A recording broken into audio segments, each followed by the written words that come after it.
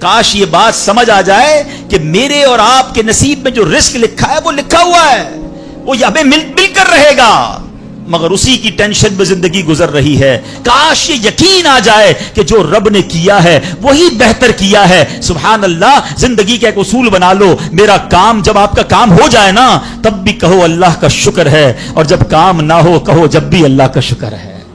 میرے لیے یہی بہتر ہوگا، آپ مزے میں آ جاؤ گے، اللہ سے دوستی کر لو، اے میرے رب جو تو نے فیصلہ کیا میں اس پر راضی ہوں، آپ کسی ٹینشن میں نہیں رہو گے۔ ہمارا پرابلم پتہ ہے کیا ہے؟ ڈیفنس کے لوگوں جانتے ہیں، کبھی گزرتے ہوں گے نا ڈیفنس کی گلیوں سے، یار یہ پلاٹ بہت اچھا مل رہا تھا، 4 سال پہلے یہ ریٹ تھا، میں لے لیتا، آج تو کتنی پرائس ہو گئی، یار وہ گاڑی 1 مہینہ پہلے لینے والا تھا، نہیں لی، گورنمنٹ نے پرائس بڑھا دی، یار یہ فیکٹری میں پہلے خرید لیتا، اسی ٹینشن میں رہتے ہیں، یہ کر لیتا وہ کر لیتا، ارے نہیں کیا، نہیں ہوا، وہی میرے لیے بہتر تھا، جو رب نے دیا وہی میرے لیے بہتر ہے۔ خدا کی قسم، جس دن اللہ پر بھروسہ سیکھ لیا، رب سے دوستی کر لی، رب کے فیصلوں پر اطمینان تمہیں حاصل ہو گیا، زندگی کے بہت سارے غم ختم ہو جائیں گے، جو بھی ہوگا وہ رب کی طرف سے ہے۔ ارے جب حضرت ابراہیم آگ میں ڈالے جا رہے ہیں، جبریل امین آ کے پوچھتے بتاؤ اے ابراہیم تمہاری کوئی مدد کر سکتا ہوں، کوئی حاجت ہے؟ فرماتے مجھے کوئی حاجت نہیں۔ کہا اللہ سے تو کہہ دو کہ رب دیکھ رہا ہے، اس کا دیکھنا میرے مانگنے سے بہتر ہے۔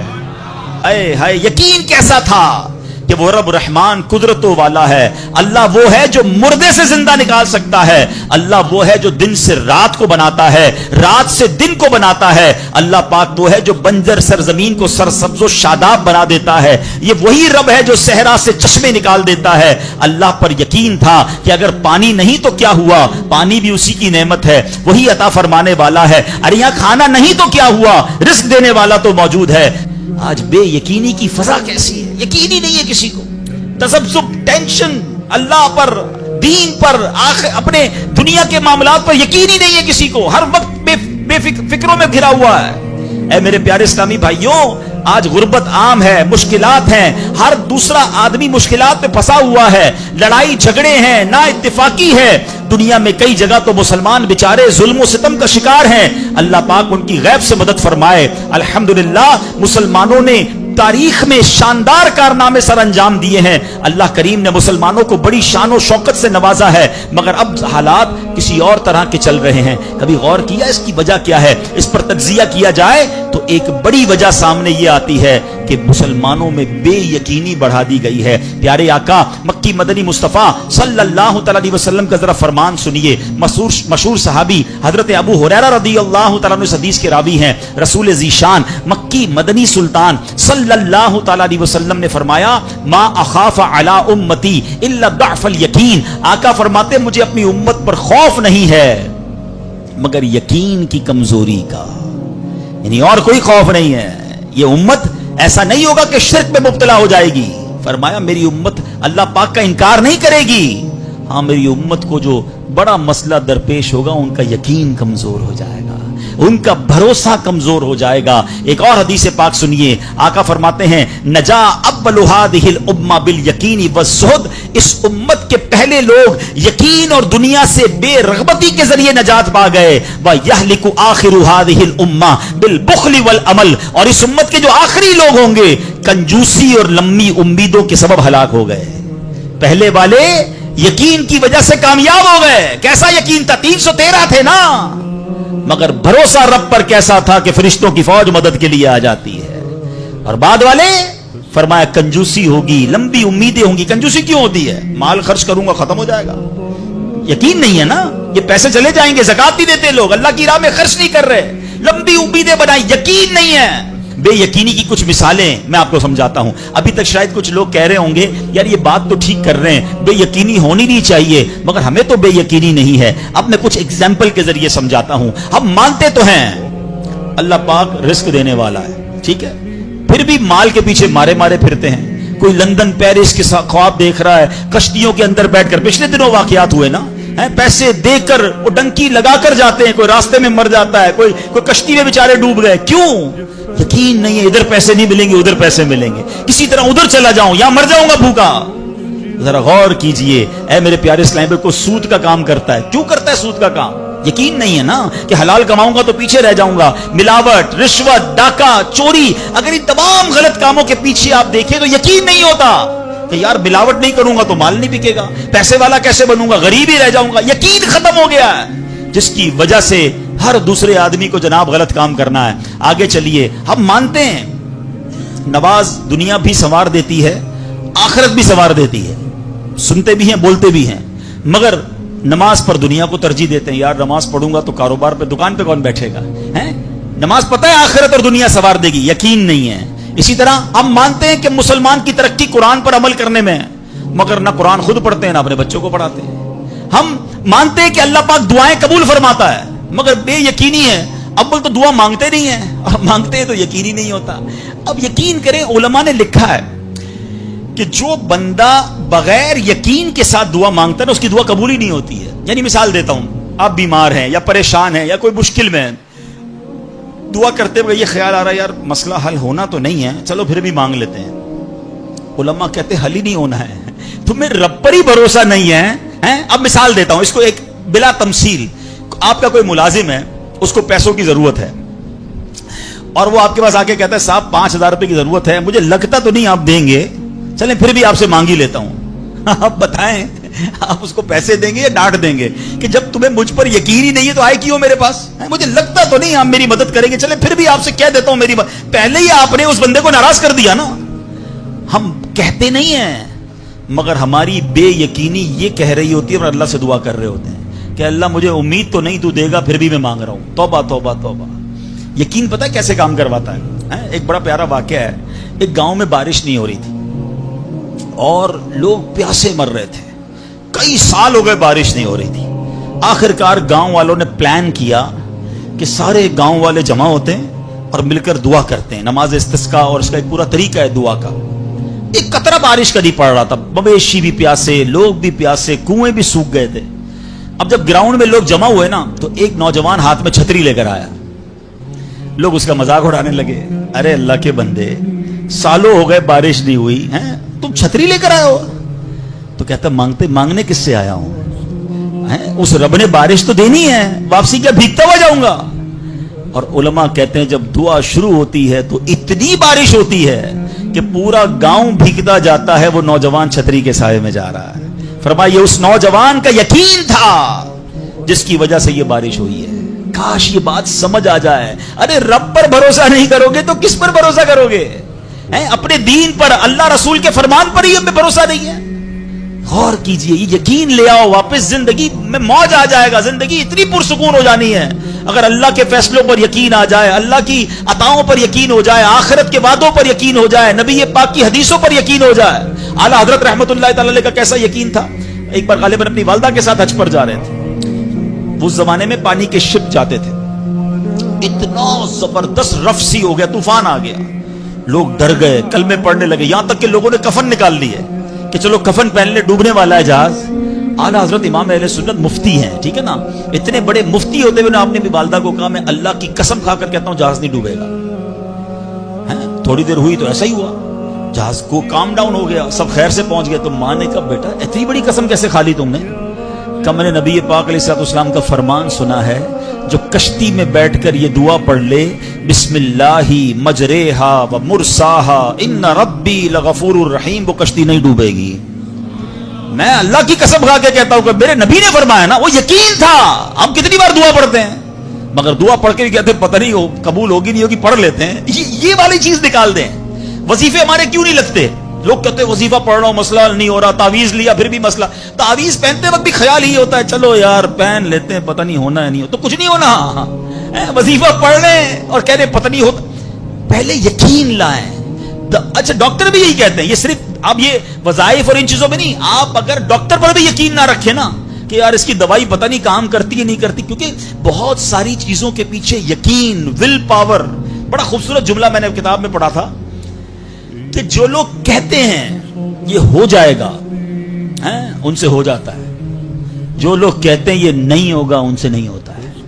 کاش یہ بات سمجھ آ جائے آپ کو. ہو جائے گا، آپ کر لو گے. بڑے بڑے کام لوگ کر جاتے ہیں، میں کر لوں گا انشاءاللہ، پتہ نہیں ہوگا نہیں ہوگا، ٹرائی کر لیتا ہوں، پہلے ہی سمجھ لو نہیں ہوگا. اندر حوصلہ تو لائیں نا، یقین تو لائیں. اور سبحان اللہ اگر رب پر ही भरोसा नहीं होगा तो हम किधर जाएंगे। अब जरा सुनिएगा, अमीर अहले सुन्नत ने एक बड़ा प्यारा वाकया अपने एक रिसाले में लिखा कि एक डाकुओं का गिरोह जो था डकैती के लिए एक जगह पहुंचा, तो वहां खजूर के 3 दरख्त थे। एक दरख्त खुश्क था, यानी उसमें फल नहीं लगे हुए थे, दूसरा दरख्त फलदार था। तो डाकुओं का सरदार ने देखा कि एक चिड़िया जो है वो फलदार दरख्त से उड़ती है, खुश्क दरख्त पर जाती है, वापस फलदार दरख्त पे आती है, फिर खुश्क दरख्त पर जाती है।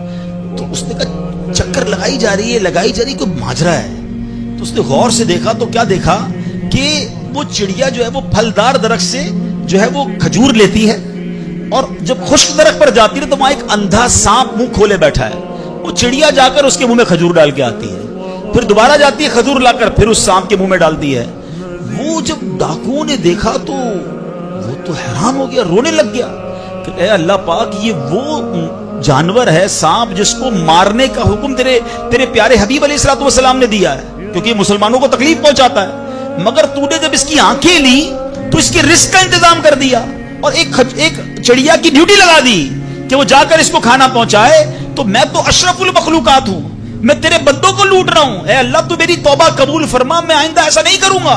ये रोने लगा, अब ये सोच रहा है सुभान अल्लाह। तो अल्लाह अकबर, गैब से आवाज आई कि ए फलां, मेरी तौबा का दरवाजा खुला हुआ है। डाकू कहता है या अल्लाह, मैंने तौबा की। फिर गैब से आवाज आई, हमने तेरी तौबा कबूल कर ली। अच्छा, जब उसने तौबा की तो उसके सारे साथी सुन रहे थे, सरदार आपने तौबा की, हमने भी तौबा की। कहा सोचो तो सही, हम डकैती कर रहे हैं, हम चोरी कर रहे हैं, रब जब इस अंधे सांप को रोजी देगा तो हमें क्यों नहीं देगा? हम अल्लाह की कुदरत पर यकीन क्यों ना रखें? सबने तौबा कर ली। अब जब तौबा कर ली तो इन्होंने कहा कि अब ऐसा करते हैं कि हज को चलते हैं। सारा काफिला बनाकर डाकुओं का काफिला तौबा करके चला हज करने को। जब मक्का पाक के करीब पहुंचे ना, तो वहां एक नाबीना बुढ़िया थी, वो हर काफिले वाले से उस डाकुओं के सरदार का नाम लेके पूछती थी, वो बंदा आया। तो डाकुओं का जब काफिला है तो कहा मैं ही तो वो हूं। तो कहा ये मेरे कपड़े तुम्हारे लिए हैं। बोला आप मुझे कपड़े क्यों दे रही हैं? कहा मेरा एक बेटा था, और वो बेटा जो है उसके कुछ दिन पहले, बड़ा नेक बेटा था मेरा, कुछ दिन पहले उस बेटे का इंतकाल हुआ है, ये उसी के कपड़े हैं। 3 दिन से मुसलसल नबी पाक अलैहिस्सलाम मेरे ख्वाब में तशरीफ ला रहे हैं और फरमा रहे हैं कि इस नाम का बंदा आएगा, इसको ये कपड़े दे देना। आए हाय, जरा सोचो तो सही, जब रब तौबा कबूल करता है तो मर्तबे कैसे बढ़ा देता है। काश ये बात समझ आ जाए। अल्लाह से बंदा जब दोस्ती कर लेता है ना, अल्लाह पिछले गुनाह मुआफ फरमा देता है, बल्कि अल्लाह राजी हो जाए तो गुनाहों को नेकियों में बदल देता है। मगर कैसे इस डाकू को तौबा नसीब हुई?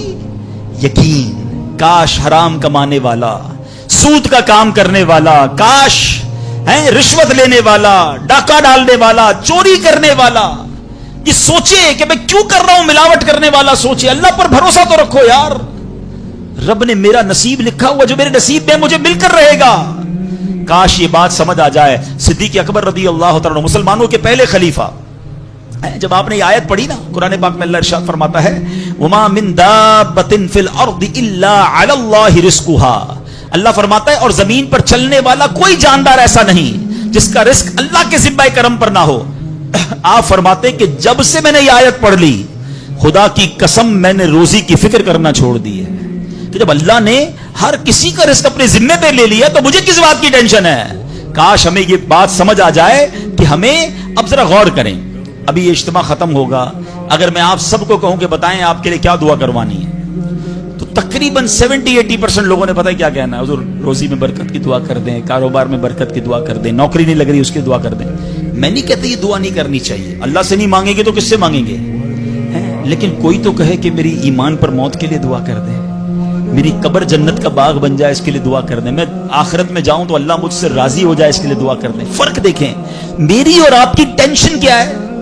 दुनिया, रोजी, माल, हालांकि इसका वादा है, दाने दाने पर लिखा है खाने वाले का नाम, मुझे मिलकर रहेगा, मगर अल्लाह ने मगफिरत का वादा नहीं किया है। उसकी दुआ कहां है?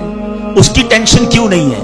ऐसे कई लोग मुझे भी मिले, आपको भी मिले होंगे, यार रात को नींद नहीं आ रही, क्यों? बस यार कारोबार की टेंशन बहुत है। कभी जिंदगी में एक रात मेरी और आपकी ऐसी गुजरी कि इस टेंशन में नींद ना आई हो कि कब्र में जाऊंगा तो कब्र जन्नत का बाग बनेगी या दोजख का घड़ा बनेगी, कलमे वाली मौत मिलेगी कि नहीं? जन्नत में जाऊंगा या दोजख में जाऊंगा, मीज़ान अमल पर जब अमाल तोले जाएंगे गुनाह का पलड़ा भारी होगा या नेकियों का पलड़ा भारी होगा। यार आज जून जुलाई की गर्मी, हीट स्ट्रोक की बातें हो रही हैं, 50 डिग्री में हाल बुरा हो गया। सूरज 1 मील पर जब होगा और लोगों की प्यास जबान से बाहर जबानें आएंगी, मुझे जामे कौसर ना मिला तो मेरा क्या बनेगा। कभी इसकी टेंशन, इसका वादा नहीं है, ये अल्लाह से दुआ करनी है, इसके लिए कोशिश करनी है। सारी जिंदगी एक ही टेंशन, छोटा घर है तो बड़ा करना है, कारोबार को वसी करना है, और आमदनी। और मैं नहीं कहता दुआ ना करें, कोशिश ना करें, खुदा ना खास्ता इसका कोई ये मतलब डाले कि चलो भाई अब तो अल्लाह ने अपने जिम्मा करम पर ले लिया तो अब कोई काम काज नहीं करना। नहीं, दुनिया आलम में असबाब है, असबाब का कशकोल लेकर बारगाह इलाही में जाना है और तवक्कुल वाले अंदाज में दुआ करनी है तो अपनी रहमत के समुंदर से हमारे असबाब के कशकोल में वो हमारी रोजी अता फरमाएगा। असबाब इख्तियार जरूर करने, मगर इसी फिक्र में जिंदगी तो बर्बाद ना कर देना कि सारा सुबह से लेकर शाम तक एक ही टेंशन।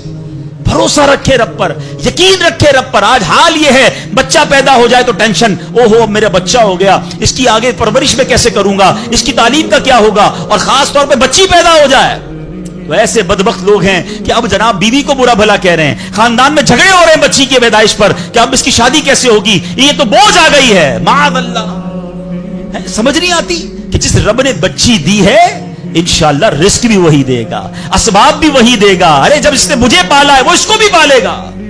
क्या खूबसूरत बात उलमा ने लिखी, जो रब हाथी को मन और चूंटी को कन दे सकता है वो मुझे भी मेरा रिस्क अता फरमाएगा। आप जरा सोचे तो सही, किस किस को रिस्क देता है।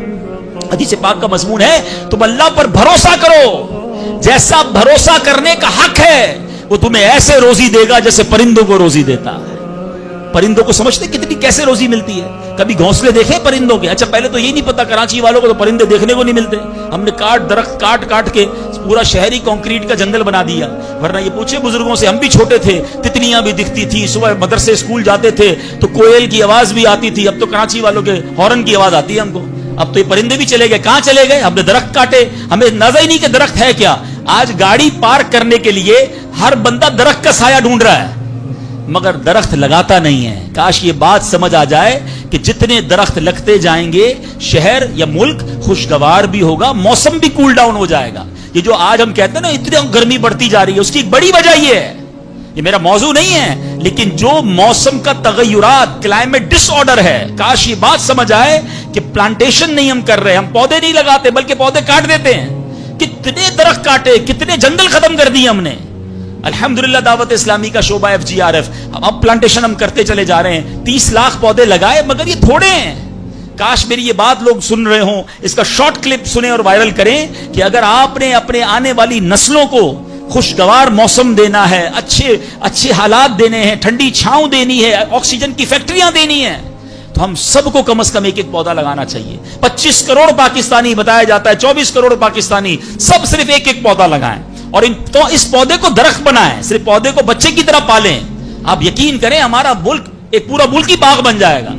अब जरा सोचें कि हमें ये बात समझनी है कि ये घोंसले, ये जो हदीस में सुना रहा था, बात कहां से चली कि अल्लाह परिंदों को कैसे रिस्क देता है। आपको पता परिंदे कितने? एक तहकीक के मुताबिक इस दुनिया में जितने इंसान होते हैं ना, मल्टीप्लाई बाय 10 जानवर होते हैं। अगर 800 करोड़ इंसान है, 8 अरब के करीब आबादी हो गई दुनिया की, है 800 करोड़, 8 अरब, तो बता आप समझो कि 80 अरब जानवर हैं दुनिया में।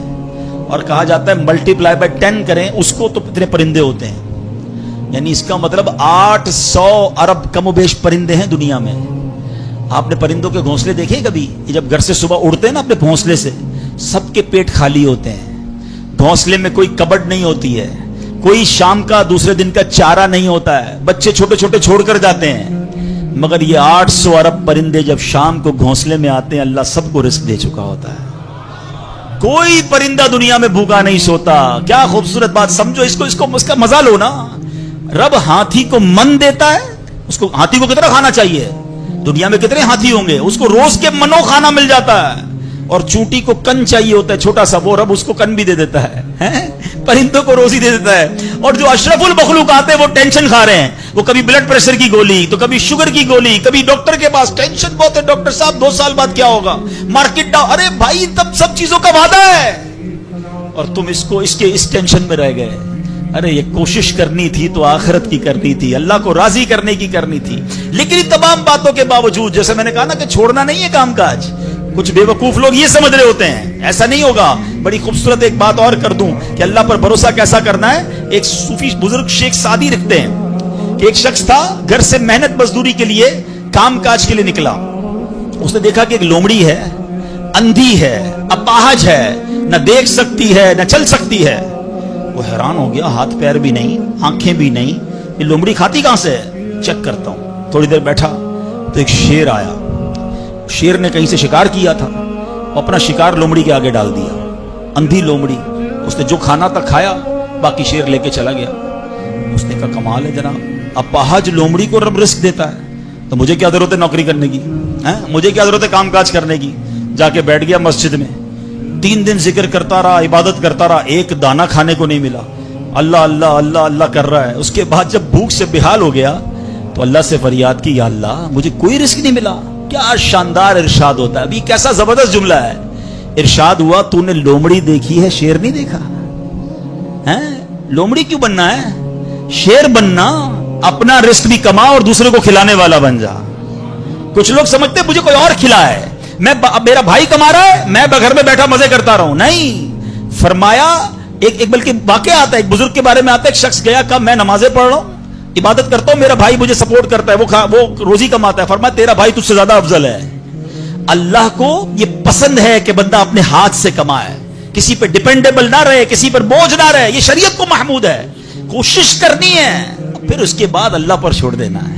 کوشش سے انکار نہیں ہے, مگر صرف کوشش کرتے کرتے نمازیں بھی جا رہی ہیں, بھروسہ بھی رب پہ جا رہا ہے, یقین بھی ختم ہو رہا ہے, صبح سے شام مال کما رہا ہے, یہ محمود نہیں ہے, یہ پسندیدہ نہیں ہے. تو ان دونوں چیزوں میں فرق کرنا ہے اور اللہ پر یقین رکھنا ہے. پھر دیکھیں انشاءاللہ کیسے دنیا اور آخرت کی برکتیں ملتی ہیں. تو بہرحال میرے پیارے اسلامی بھائیوں, کاش یقین مل جائے تو پھر دیکھیں یقین کیسے کام بناتا ہے. امام حسن بصری نے ایک حدیث پاک بیان کی.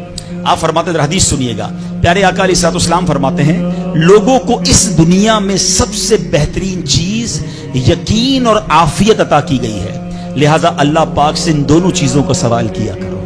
اللہ سے یقین مانگے اور اللہ سے عافیت مانگے. امام حسن بصری جب حدیث پاک بیان کی نا تو فرمایا, رسول اکرم علیہ الصلوۃ والسلام نے سچ فرمایا, یقین ہی کی برکت سے جنت ملتی ہے, یقین ہی کی برکت سے آدمی جہنم سے دور بھاگتا ہے, یقین ہی کی برکت سے فرائض پورے ادا کرتا ہے, یقین ہی کی برکت سے آدمی ایمان پر ثابت قدم رہتا ہے, اور عافیت میں بڑی بھلائی رکھ دی گئی ہے. اے کاش ہمیں یقین ملے, ہمیں عافیت ملے. حدیث پاک میں آتا ہے, حدیث قدسی ہے, اللہ پر کیسا بھروسہ رکھنا ہے, انا عند ظن عبدی بی, میں اپنے بندے کے گمان کے نزدیک ہوتا ہوں جو مجھ سے رکھے. مفتی احمد یار خان نعیمی اس حدیث پاک کے تحت فرماتے ہیں, یا عبد سے مراد بندہ مومن ہے, یعنی بندہ میرے بارے میں جیسا یقین رکھے گا میں ویسا ہی اس کے ساتھ معاملہ کروں گا. بس یہ سمجھ لو آج بات, میرا اللہ بہتر فرمائے گا, رب میرے لیے بہترین فیصلہ کرے گا. وہ مجھے پالنے والا ہے, میری ماں سے زیادہ چاہنے والا. یقین تو کرو نا اس پر.